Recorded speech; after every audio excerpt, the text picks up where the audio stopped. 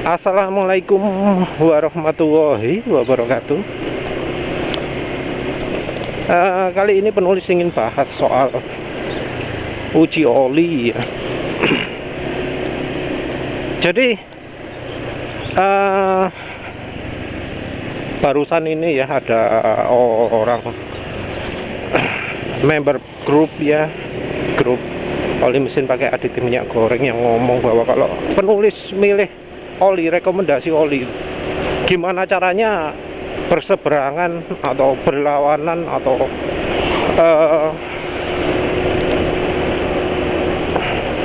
pokoknya harus beda lah dari grup sebelah.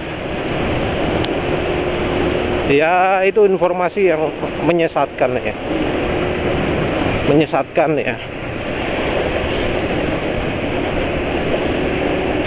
ya penulisnya nggak masalah ya, rekomendasi oli yang kebetulan sama dengan grup oli manapun nggak apa-apa. Tapi ya penulis harus coba dulu. Kalau misalnya jelek ya penulis bilang jelek, nggak akan penulis rekomendasikan. Nggak peduli itu direkomendasikan grup lain atau enggak. Kalau penulis pakainya merasa jelek, top speednya turun, akselerasinya turun, terus apa maneh,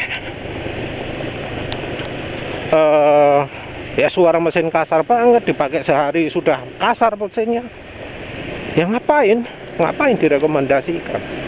Dan kalau penulis menunjukkan kasar suara mesin ya penulis kan tunjukkan juga. Coba dah ini sekarang penulis pakai apa jenenge, pakai Meditran S SA40. Nanti jalannya kurang sepi nih.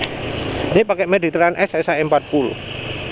Suara mesin halus tuh dibanding dengan ketika pakai Evalup Molitech ataupun Evalup GU. Jadi penulis tunjukkan, sharing.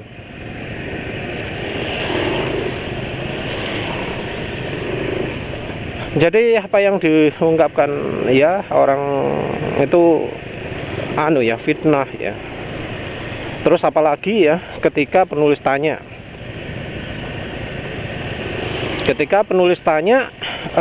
tolong sebutkan yang dipakai dasar rekomendasi oli di grup sebelah itu apa. Padahal dia komentar penulis itu dalam hitungan 10 menitan kalau nggak salah, dan penulis tunggu 30 menit gak jawab, ya wis kick ban. Orangnya ngacu ya, ngomong seenaknya tapi tanpa dasar. Penulis nggak suka itu. Sebenarnya ya ada yang berseberangan dengan minyak goreng, gabung grup minyak goreng, no problem kalau mereka itu bisa mengungkapkan alasan yang tepat, yang logis, yang masuk akal.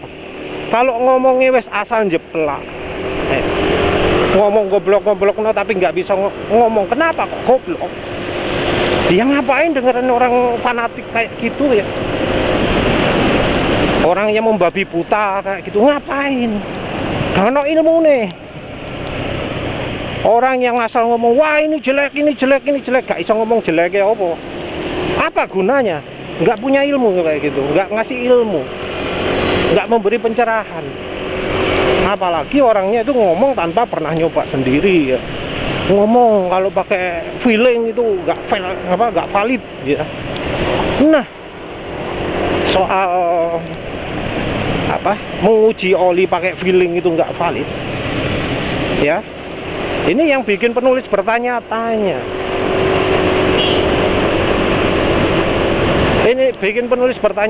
Oh, grup besar itu kan kalau nguji oli ya ngomong kan feeling itu nggak valid toh ya, nggak bisa jadikan pegangan kan. Nah terus mereka itu rekomendasinya pakai apa?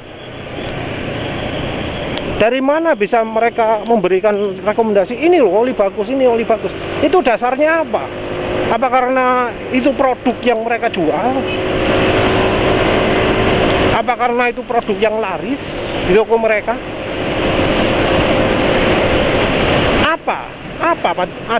Acuannya itu?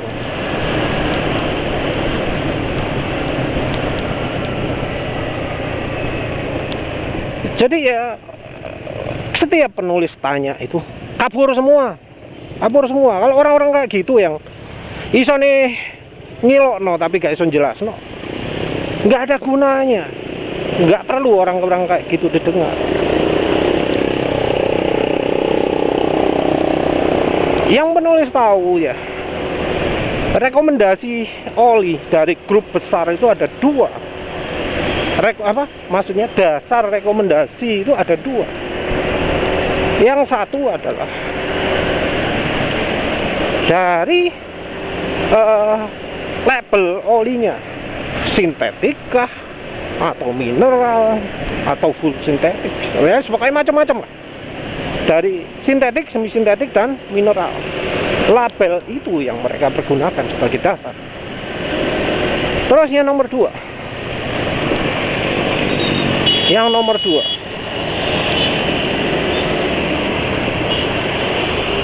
Dari sisi aditifnya.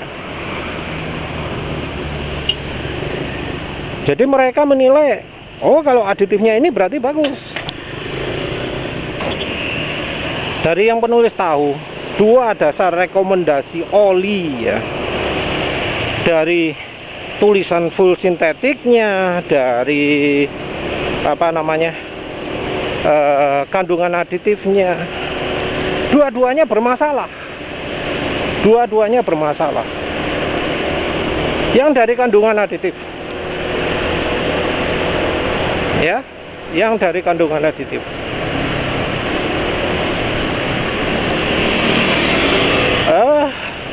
satu, ya, mereka mengandalkan pada analisa oli. Analisa oli itu mengetahui kandungan-kandungan di oli. Ini merupakan uji oli paling murah yang memang sesuai untuk kebutuhan mereka. Karena cuma butuh tahu aditif itu. Mereka nggak butuh tahu yang lain-lain. Mereka nggak melakukan verifikasi apakah kekentalannya sesuai, apakah HTHS-nya sesuai atau berapa. Karena kalau mau lengkap mahal. Pingin tahu VI-nya berapa, KV100-nya berapa, pingin tahu HTHS, pingin tahu PowerPoint, ngecek ya beneran, itu mahal. Nggak mungkin lah ada anggota grup besar gitu melakukan uji oli lengkap. Selama ini penulis nggak lihat ada yang melakukan itu, dan mereka melakukannya cuma cari yang paling murah, uji oli paling murah. Nggak tahu kenapa. Padahal sing sogeh akeh, yang bisa mengeluarkan uang ratusan juta untuk sebuah penelitian ada. Tapi mengapa kok mereka nggak melakukan uji oli yang komplit gitu ya? Penulis nggak tahu, jangan tanya penulis. Uji oli ini paling cuma analisa bahan, cari yang paling murah.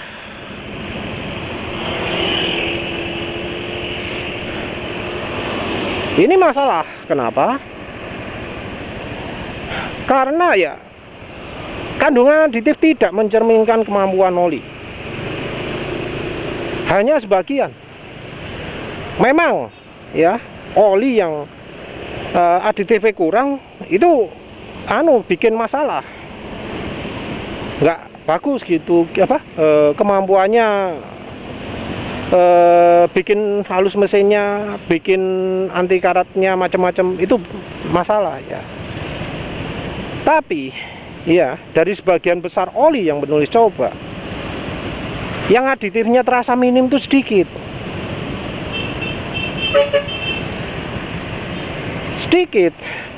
Sebagian besar oli aditifnya malah oke-oke. Oli yang termasuk oli-oli balap itu sebagian besar aditifnya oke.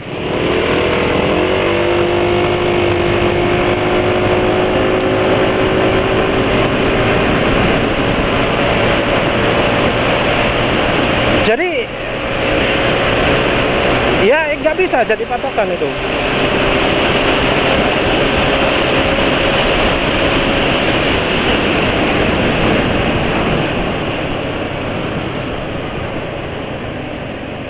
Nah, masih lambat ya motornya penulis. Mungkin butuh waktu agak lama ini. mengembalikan kondisi awal.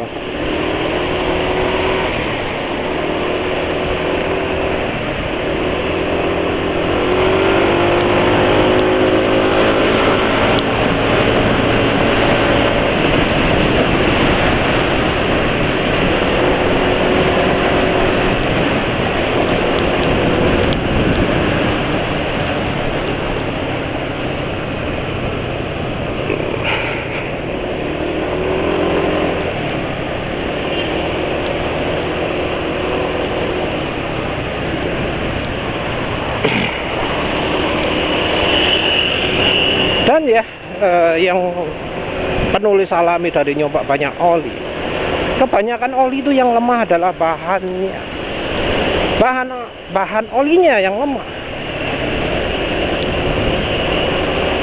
Jadi oli aditifnya oke, kalau bahan olinya nggak oke ya nggak sip lah ya.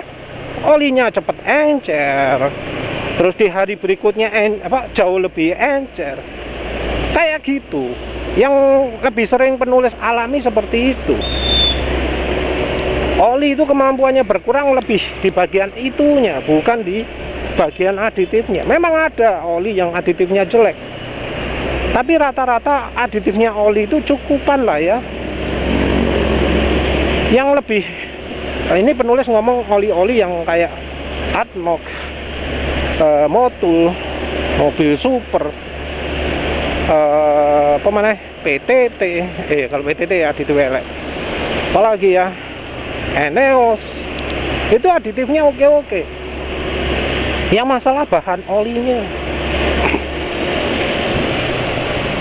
Nah, bahan oli ini nggak bisa diketahui hanya lewat analisa partikel saja, nggak bisa lewat analisa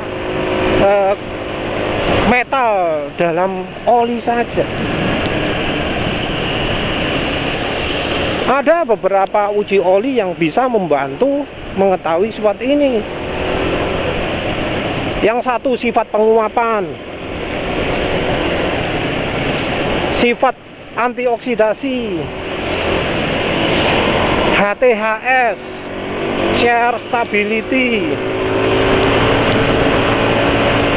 terus apa lagi ya, KV100, KV40 juga membantu.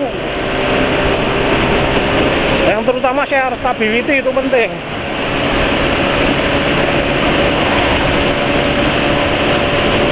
Masalahnya itu mahal. Nah, top speednya sudah mulai normal ya, sudah bisa 109. Masalahnya mau menguji semua itu mahal. Mungkin bisa habis 2 juta untuk uji olinya sendiri. Itu satu kali uji ya. Satu kali uji 2 juta, mahal. Dan kayaknya nggak ada yang mau melakukan itu ya, karena memang menganggap buang-buang duit kali ya. Tapi kalau pingin acuannya uji oli, harusnya itu yang dilakukan. Tapi karena nggak dilakukan, maka praktis rekomendasinya nggak akan bisa membedakan antara oli yang bahan olinya jelek dengan yang tidak. Jadi kesannya kalau di grup oli itu ya, oli bagus atau tidak itu dari aditif. Ini beda dengan pendapat penulis. Iya, memang aditif itu penting, tapi ya bahan oli perannya juga sangat besar. Karena bahan oli itu ya mayoritas olinya sendiri. Bahan oli kalau di grup oli besar itu dibedakan dari dua. Dari satu tok lah wis. Dari dua ya.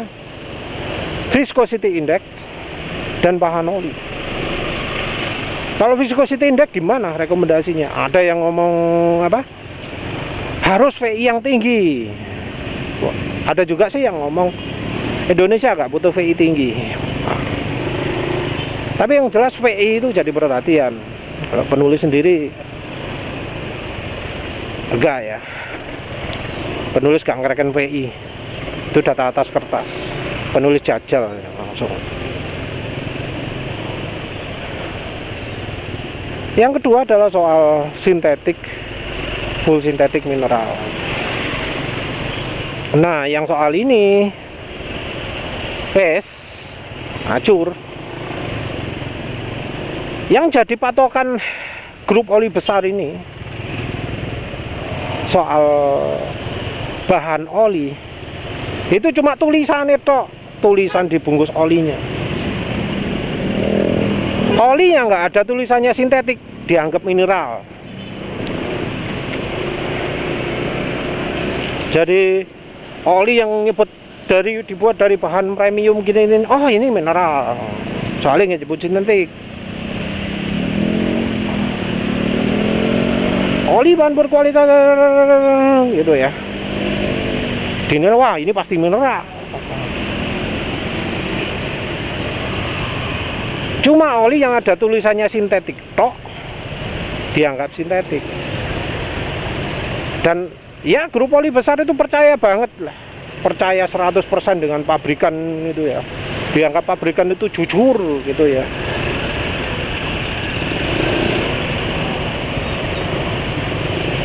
Jadi ngomong, kalau pabrikan ngomong full sintetis, pasti olinya full sintetis. Nggak mungkin enggak lah.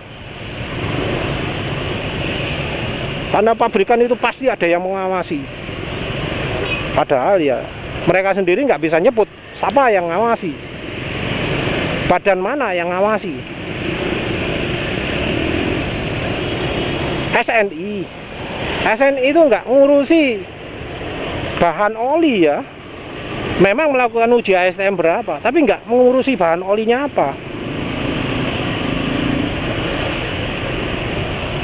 Yang penulis tahu gitu, nggak ngurusi sintetik itu kayak apa, ya apa, full sintetik itu kayak apa, ya apa, nggak ada ya. API lah, olinya sendiri nggak ada API logonya kok. Ya artinya olinya nggak pernah lulus uji API. Ngapain API ikut-ikutan? Lagi pula di Amerika sintetik itu sudah boleh pakai oli mineral. Oli mineral disebut sintetik nggak masalah di Amerika.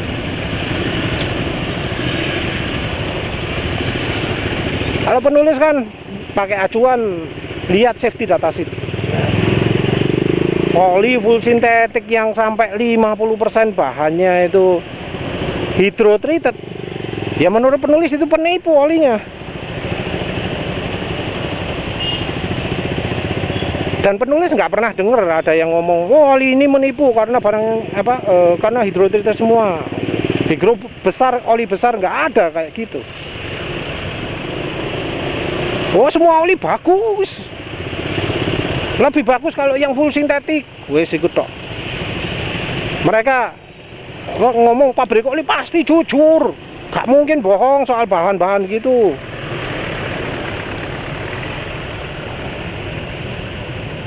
Gak pernah penulis nemui di grup oli ada orang yang ngomong grup ini oli ini merek ini bohong gitu. Gak pernah penulis nemui.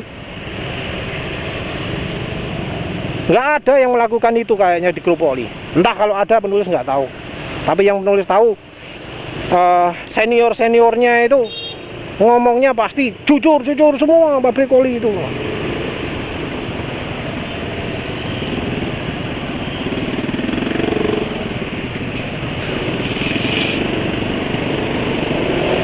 Padahal ya di safety datasheet kelihatan mata ya bahwa yang mereka yang pabrikan oli jual itu bahannya sebenarnya bukan full sintetik. Tapi tentu ya sales yang berdiam di grup oli ya tentu aja melakukan pembelaan ya. Oh, hydrotreated itu termasuk sintetik, Mas. Masa nggak ngerti, bodoh sekali, gitu ya. Jadi triknya lah, trik ngomong sesuatu yang di luar logika, yang di luar referensi, terus diiringi kakak seakan-akan omongan yang dia omongkan itu benar.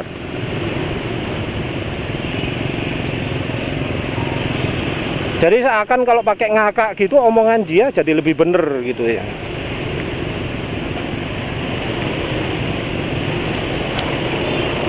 Orang nggak punya ilmu masa nggak tahu, ini di dunia apa sains saja sudah diakui hidrotreated full sintetis. Nah, apalagi kalau hidrocracked, wah itu hebat banget itu.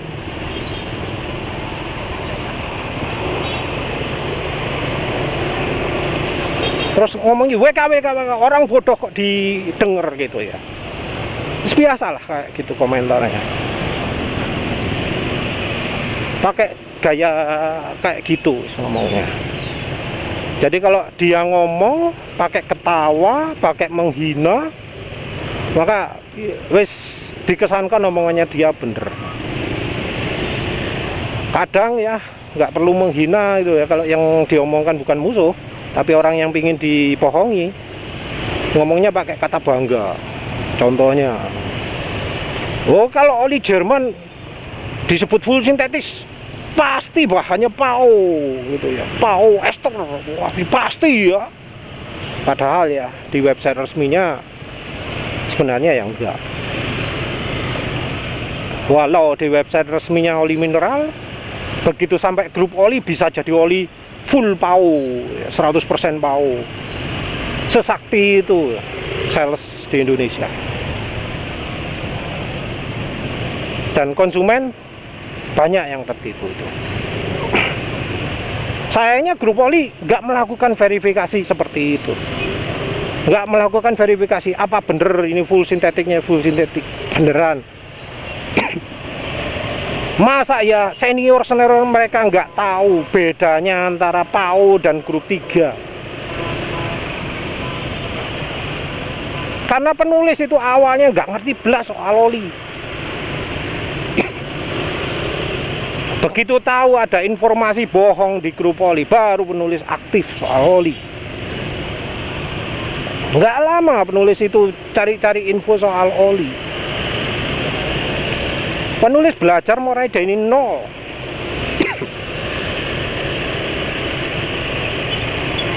Dari nol ini terus kemudian baca.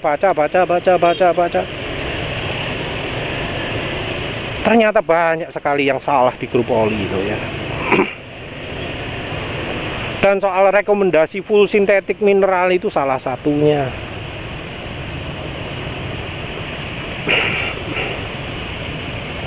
Memang apa sih mineral dan full sintetik itu? Sejauh mana sih mineral dan sintetik itu dibedakan?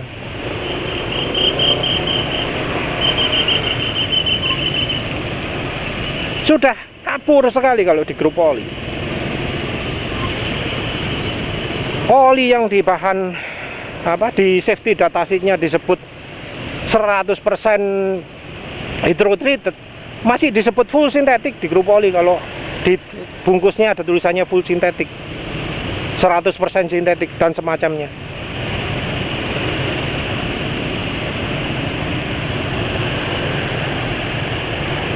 Apa ya yang senior di grup oli itu nggak tahu bahwa PAO itu punya keunggulan daripada grup 3 plus ya, dari full sintetik dari bahan mineral.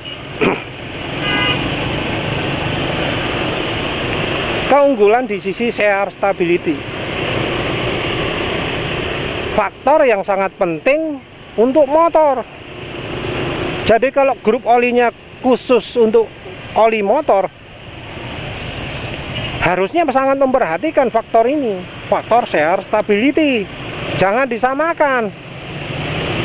Tapi yang terjadi sekarang disamakan.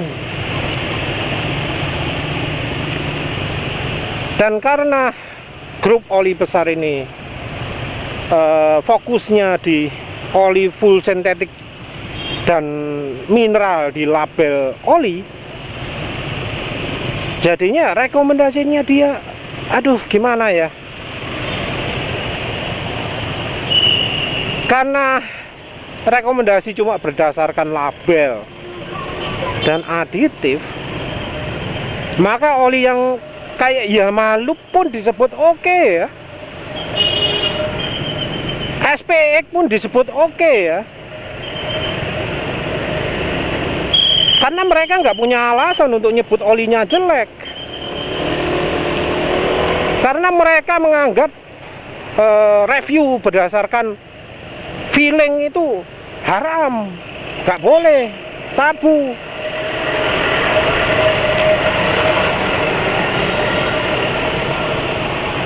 Dianggap nggak valid kan pakai feeling.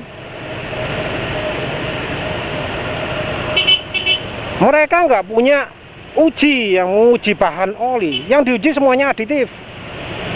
Kayak uji gas, uji apa, itu kan uji aditif. Uji bahan mereka nggak melakukan sama sekali. Dan mereka menolak uji-uji yang macam penulis lakukan, uji panggang oli. Padahal uji panggang oli itu sedikit menunjukkan beberapa sifat dari oli.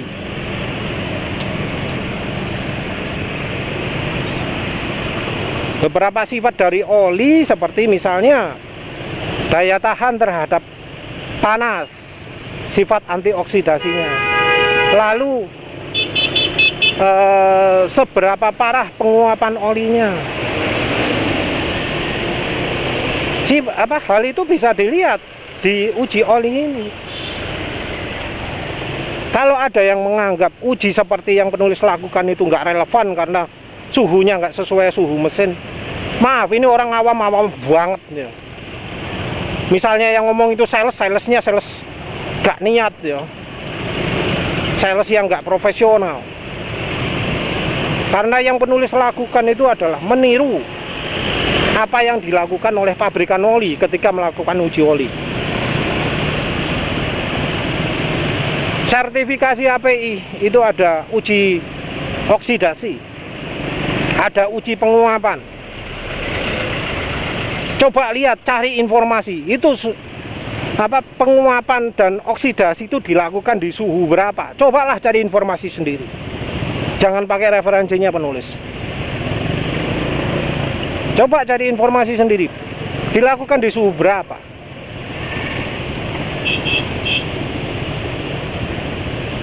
Dari referensi yang penulis temukan, uji-uji tersebut nggak dilakukan di suhu mesin, nggak dilakukan di suhu 85 derajat kalau di motor penulis ini, tapi dilakukan di suhu tinggi yang ya di suhu kompor. Yang pernah penulis tunjukkan kalau di kompor penulis itu mulai dari 160 sampai 250 atau berapa, tergantung apinya ya. Api kecil itu bisa 160 kalau di kompornya penulis. Api kecil sekali ya.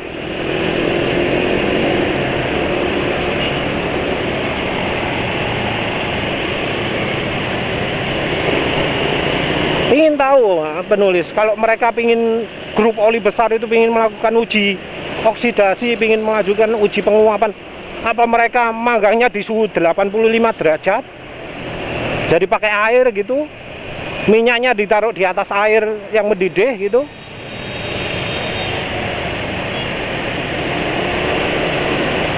Jadi minyaknya dibuat apa jenenge, vakum, terus habis itu direbus. Apa kayak gitu maunya ujinya? Karena kan harus sesuai suhu mesin kan? Pengen tahu penulis gimana mereka caranya melakukan. Kalau sampai manggang juga seperti penulis, ya artinya memang sebelumnya mereka itu entah ya, sesat sampai membabi buta gitu ya.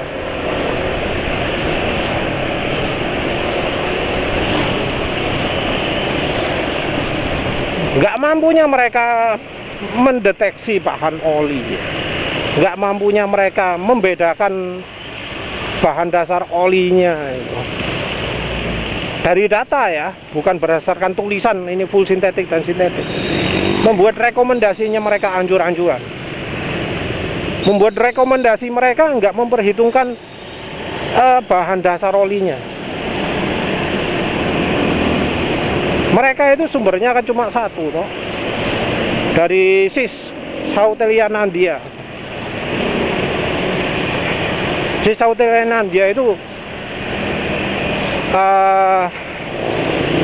pernah kerja di perusahaan yang uji bahannya oli.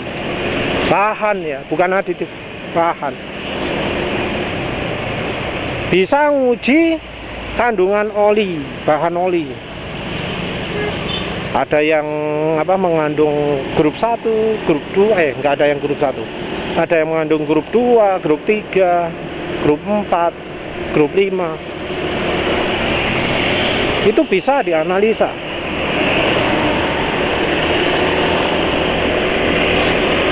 Tapi itu kan sudah kadaluarsa. Tahun berapa itu? Tahun 2014 mungkin? Kurang ya. Yang jelas sudah kadaluarsa. Nggak relevan untuk saat ini di zaman COVID, di zaman perang Rusia ya.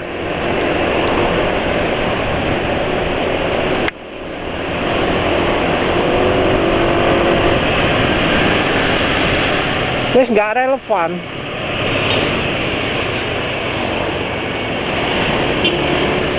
Dan zaman segitu ya ternyata ya masih ada kok yang oli ngomong full sintetik, yang ternyata bahannya nggak full sintetik beneran zaman segitu. Apalagi sekarang.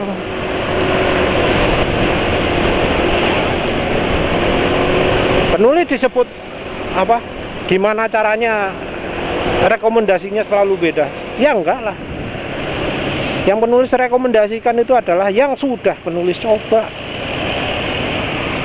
Yang belum coba ya no comment. Kayak Eneos, penulis sudah coba dan kecewa sekali. Di hasil panggang oli hasilnya jauh lebih jelek dari oli lain. Gandeng oli-oli murah malah lebih baik yang murah.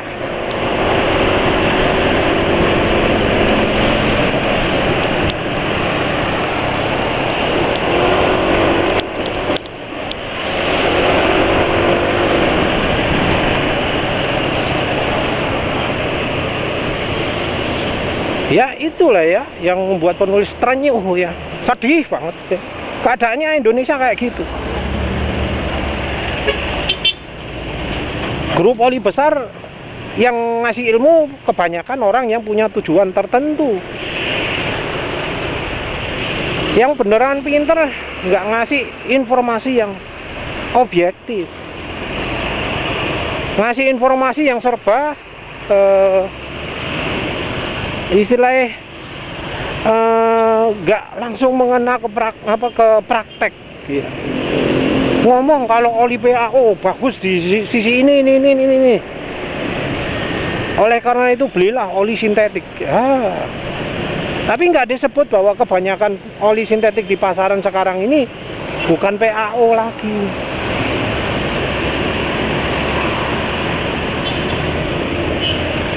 Disebut oli sintetik bisa segini, oli mineral bisa segini, tapi nggak disebut bahwa ya nyari sintetik dan mineral itu nggak bisa cuma lewat label aja, nggak sampai kayak gitu. Padahal ya kemampuannya beda banget antara oli yang sintetik beneran dengan yang enggak. Contoh yang paling ekstrim lah, Eneos molybdenum dengan Castrol GPS di motor penulis. Wah, langit bumi ya. Castrol GPS ono tulisannya sintetik, gak ono tulisan full ya. Sementara yang Eneos molybdenum itu full, tulisannya full sintetik ya. Mengandung MODTC.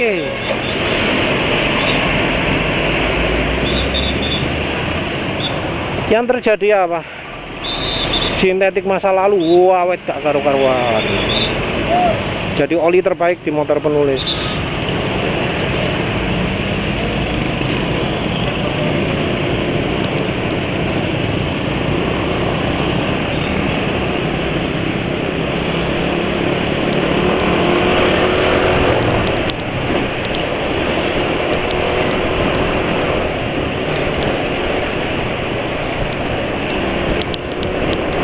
guru poli apa bisa membedakan seperti yang penulis lakukan? Ya enggak, karena mereka mengharamkan informasi dari yang sumbernya dari dipakai. Gak valid katanya mereka.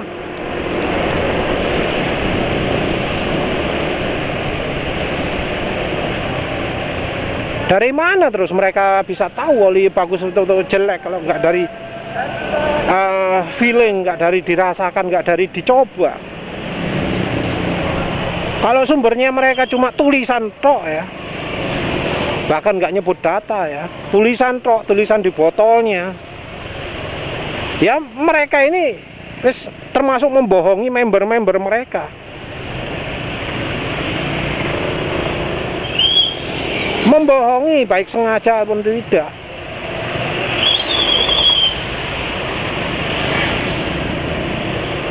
Jadi ya apa ya, mau gimana terus disebut rekomendasi penulis, disebut pasti nggak boleh sama ya. Penulis dasarnya ya nyoba. Kalau belum nyoba ya nggak rekomendasi. Soal oli HDO ini penulis masih mau coba lagi. Tapi kan sekarang sudah pakai HDO nih. Meseran B40, Meditran SSAE 40.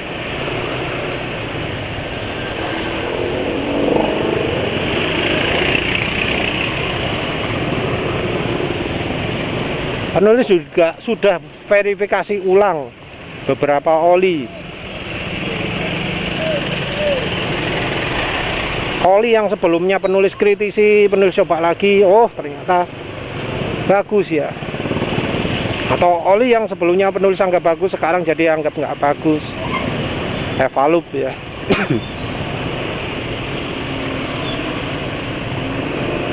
Oli-oli murah penulis coba, oli mahal belum banyak yang coba.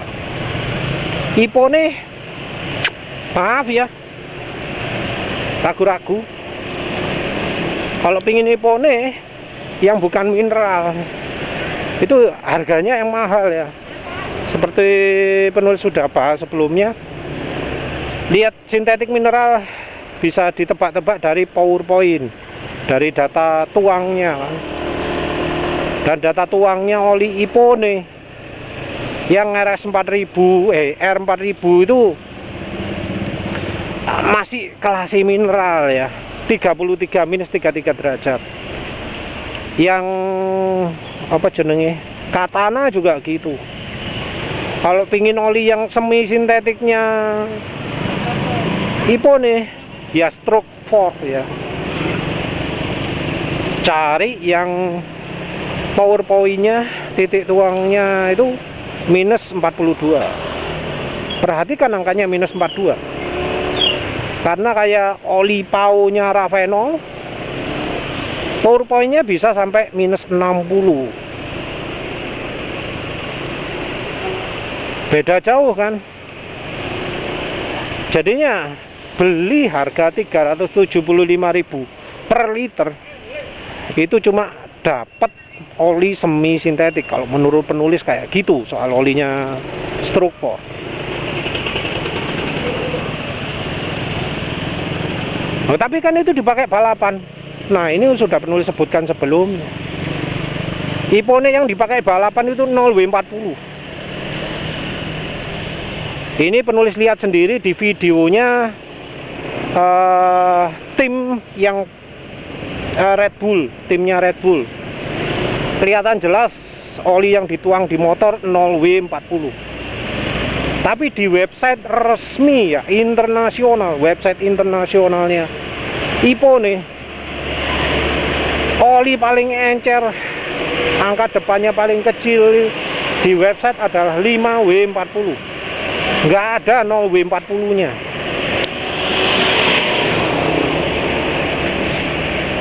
Oli yang ditunjukkan diisikan ke mesinnya motor Red Bull itu malah 10W40, bukan 0W40. Beda dengan yang di Red Bull benerannya. Entah mengapa kok sampai seperti itu ya. 0W40 nya 10W40 nya nggak begitu kelihatan karena dibuat agak silau. yang angka satunya itu. Tapi kelihatan itu olinya 10W40 kalau kita zoom. Nah, kalau Ipone sampai melakukan ya tahap yang menurut penulis nggak jujur seperti itu, apalagi pabrik-pabrik lain. Oh ya, bukan itu alasan perlu nyebut. Penulis jadi ragu-ragu nyoba oli Ipone karena ya beli yang stroke 4 pun itu bukan oli yang sama yang dipakai di 24 jam. Apa? Lomba ketahanan 24 jam. Beda olinya.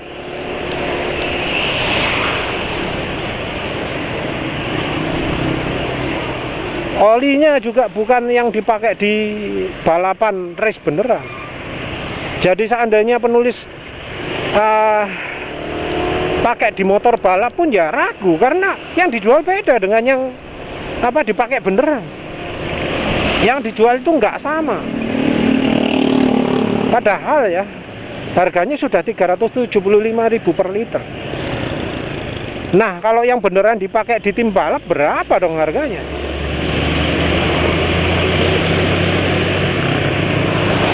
Mungkin 600.000 per liter lah ya. Sama kayak yang Tauris Trophy itu ya. Motul 300V Tauris Trophy. Harganya 600.000 per liter. Entahlah. Yang jelas kalau Ipone ragu-ragu penulis. Mau beli yang murah-murah, apa yang murah-murah dipakai sama balapan? Kan enggak. Penulis takut beli harga 175.000 atau 265.000 per liter Katana ya. Itu takut malah dapatnya bahan yang kayak oli Evalu.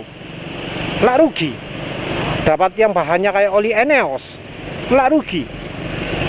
Dipakai sehari tok gak tahan. Nangis aku. Kalau Evalu ya no problem lah. 40.000. Wes anggap aja bensin seminggu. Kalau yang Eneos molybdenum 70.000. Wes bensin 2 minggu. Tapi kalau sudah ratusan ribu dan ternyata kualitasnya sama oli jelek sama saja, iyalah rugi ya.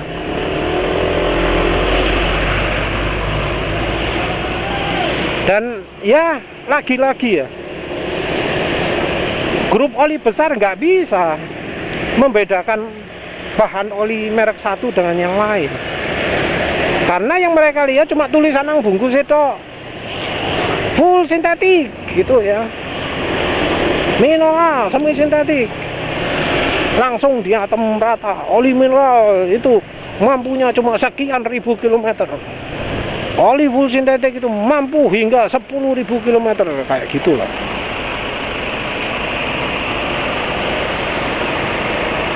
Padahal ya ironinya oli yang power point-nya cuma 9 ya, minus 9 derajat Celcius. Oli yang ya dari data power point, data tuang itu diindikasikan adalah oli mineral grup 1.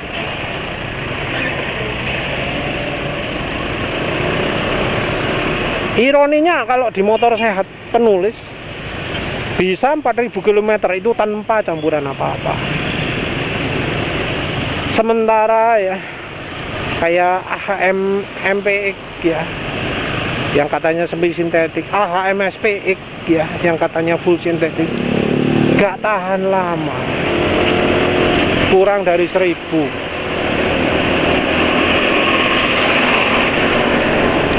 Yang full sintetik Eneos ya dibanding Castrol GPS, Eneos tahan cuma sehari, Castrol GPS wis sampai lupa berapa hari.